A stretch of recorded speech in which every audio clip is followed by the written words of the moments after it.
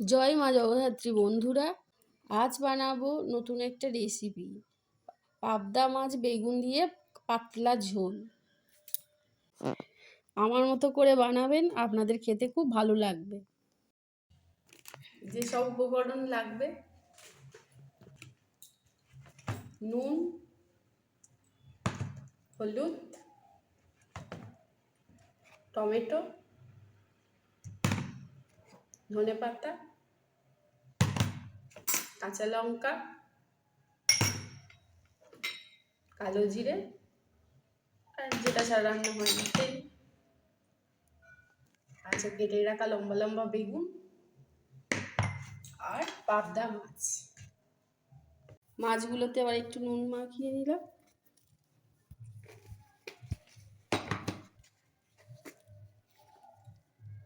এবার হলুদগুলো মাখিয়ে নিলাম। যেটা দিতে হবে সেটা হচ্ছে সর্ষের তেল, নাহলে মাছগুলো ভাজার সময় ফটফট করে ফাটবে, বাবা গায়ে চলে আসবে। ভালো করে মাছগুলো মাখিয়ে নিলাম।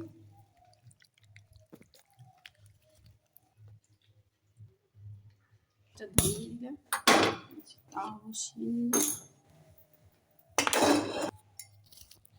তাওয়াটা গরম হয়ে গেছে, তেলটা এবার দিয়ে দিলাম। অল্প করেই তেল দিতে ছিটবে।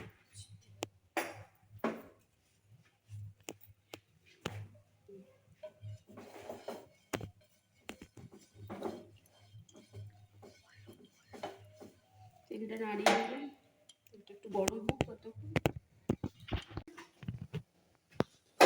তেল গরম হয়ে গেছে, মাছগুলো ছাড়ার পালা।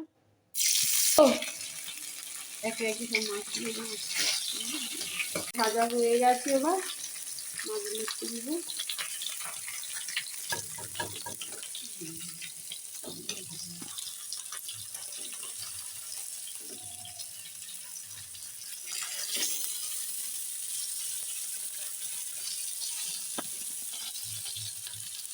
পাঁচ কেজি দিয়ে দিই, ভাজা হোক ততক্ষণ।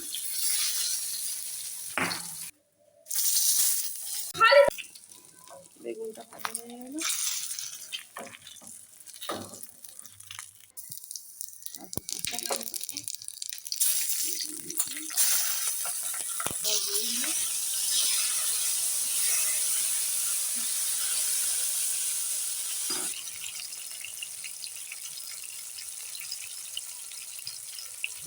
বলে বলে যায় ওটা নুনটা দিয়ে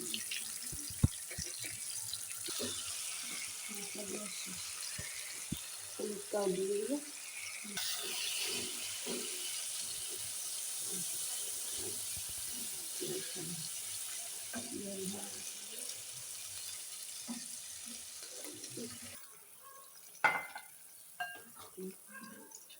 দিয়ে দিলাম, মাছগুলো হয়ে গেছে।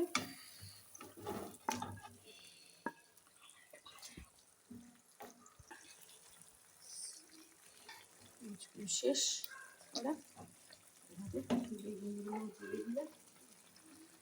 দেখো বেগুনগুলো রান্না শেষ। ধনেপাতাটা এবার দিয়ে দিলাম। এক চামচ সর্ষের তেল দিলাম, কড়াই থেকে সর্ষের তেলটা একটু দিতে হবে। হয়ে গেল, মাছ নামিয়ে দিই। হয়ে গেল আমাদের বেগুন দিয়ে পাবদা মাছের পাতলা ঝোল।